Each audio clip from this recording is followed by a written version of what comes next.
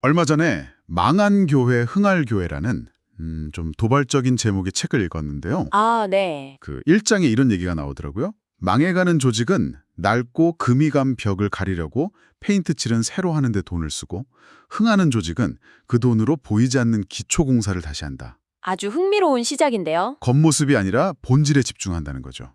이 구절을 읽는데 딱 지금 미중관계가 떠오르더라고요. 그러니까 트럼프 대통령이 시진핑 주석을 백악관으로 초청했다는 소식이 바로 그 새 페인트 칠처럼 보일 수 있다, 이런 말씀이시군요. 네, 맞습니다. 겉보기엔 화려한 화해의 제스처 같지만 그 밑에 깔린 구조적인 갈등, 그러니까 그 균열은 그대로라는 걸 반파하신 거고요. 맞아요.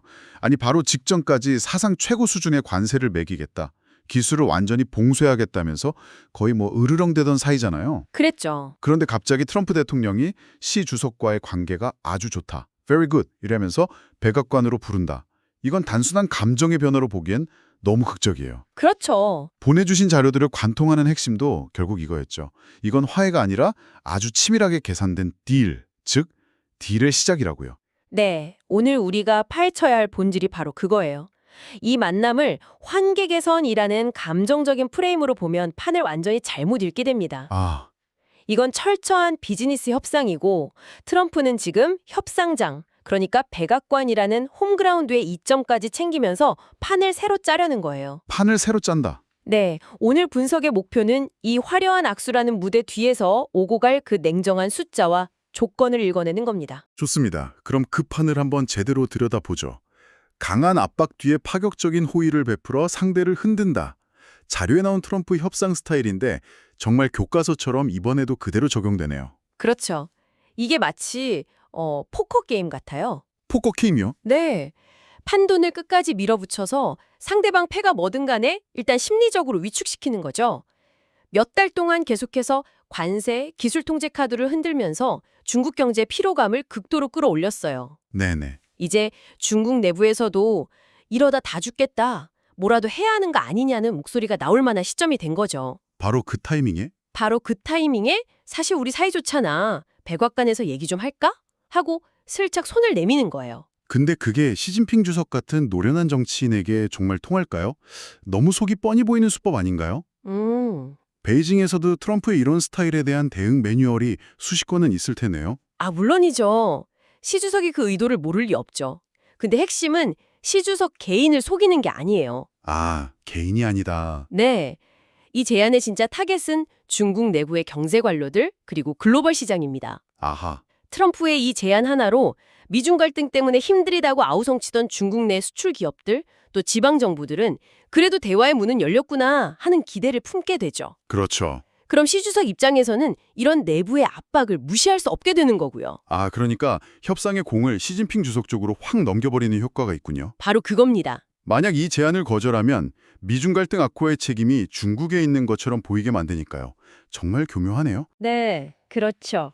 실제로 발표 직후 시장의 반응을 보면 트럼프의 의도가 어느 정도 먹힌 것 같아요. 뉴욕 증시는 물론이고 나스닥 선물까지 오르고 대표적인 안전자산인 달러는 약세로 돌아섰잖아요. 맞습니다. 소위 리스크 오프 심리가 풀리면서 시장이 안도의 한숨을 내신 거죠. 네. 시장은 언제나 극단적인 불확실성을 가장 싫어하니까요. 총성 없는 전쟁보다는 시끄러운 협상 테이블이 100배 낫다고 판단한 거예요. 하지만 이건 단기적인 반응일 뿐일 수도 있겠네요. 당연하죠. 이건 어디까지나 단기적인 반응일 뿐이고요. 트럼프의 진짜 목표는 따로 있죠. 자료 분석을 보면 지금 미국 내 인플레이션 압력이 심상치 않아요. 아, 물가? 네, 이걸 해결하지 못하면 재선 가도에 심각한 타격이 오죠. 결국 중국산 제품에 대한 관세를 일부 조정해서 자국 내 물가를 안정시켜야 할 필요가 생긴 겁니다. 결국 미국 우선주의라는 큰 목표를 위해 중국의 양보를 얻어내야 하는데 마냥 압박만 할 수는 없는 딜레마에 빠진 거군요. 정확합니다. 그래서 대화의 판을 열어서 실리를 챙기겠다. 이런 계산인 거고요. 정확해요. 자료가 정리한 고강도 압박, 상대 피로도 누적, 파격적 대화 제안, 협상 테이블 복귀, 미국의 실리 확보라는 사이클이 지금 완벽하게 돌아가고 있는 거죠. 그렇군요. 중요한 건 이 모든 과정의 최종 목표는 우호적인 관계 회복이 아니라 철저히 미국의 실리 확보라는 단 하나의 지점을 향하고 있다는 사실입니다. 알겠습니다. 두 거인이 각자의 이익을 위해 체스판에 다시 마주 앉은 건데 문제는 우리가 바로 그 체스판 바로 옆에 있다는 거죠. 네, 그렇죠. 이 모든 상황이 한국에게는 구체적으로 어떤 의미일까요? 자료에서는 한국 산업이 입을 실익을 정교하게 계산해야 할 거대한 변곡점이라는 아주 강한 표현을 썼더라고요. 네, 양날의 검이라는 표현이 가장 적절할 것 같아요. 양날의 검. 네, 이 회담의 결과에 따라 우리는 새로운 기회와 더 거센 압박을 동시에 받게 될 거예요. 흔히들 말하잖아요. 코끼리 두 마리가 춤을 출 때 그 주변에 있는 개미는 가장 조심해야 한다고요. 우리가 바로 그 상황이군요. 네, 춤사위에 휩쓸려서 기회를 잡을 수도 있지만 잘못하면 그냥 밟힐 수도 있는 거죠. 예를 들어서 어떤 기회와 압박이 있을 수 있을까요? 좀 더 구체적으로 짚어주시죠.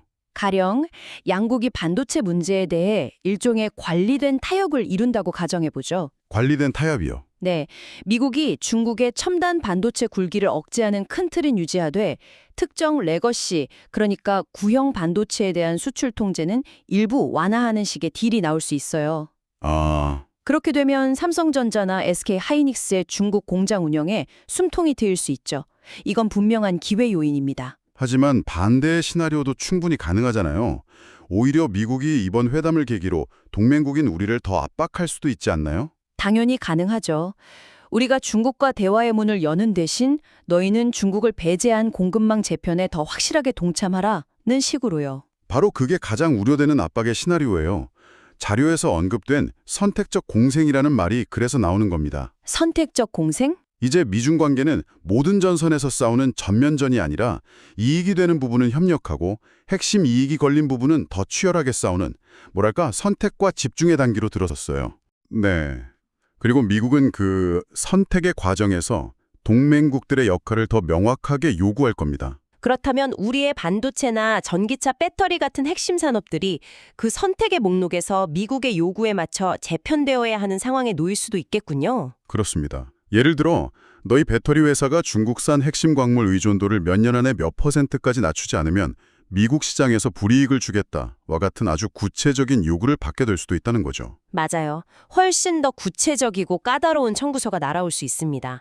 이건 기업들 입장에서는 정말 생존이 걸린 문제죠. 그렇죠. 중국이라는 거대한 생산기지이자 시장을 포기할 수도 없고 미국이라는 원천 기술과 거대 시장을 외면할 수도 없으니까요. 정말 진퇴양난이네요. 결국 이 거대한 두 나라의 선택 사이에서 우리만의 생존 공간을 찾아야 하는 아주 복잡하고 어려운 과제가 주어진 셈입니다. 자, 그럼 이런 거대한 지정학적 담론이 결국 우리 청취자분들, 그러니까 당신의 삶과 나의 지갑에 어떻게 직접 연결되는지 이야기해 봐야 할 것 같아요. 네, 그게 가장 중요하죠. 자료에 정상들의 악수 한 번에 내 지갑의 실질 가치가 결정된다는 아주 직설적인 문장이 있었는데 이게 과장이 아니라는 거죠. 전혀 과장이 아니죠. 가장.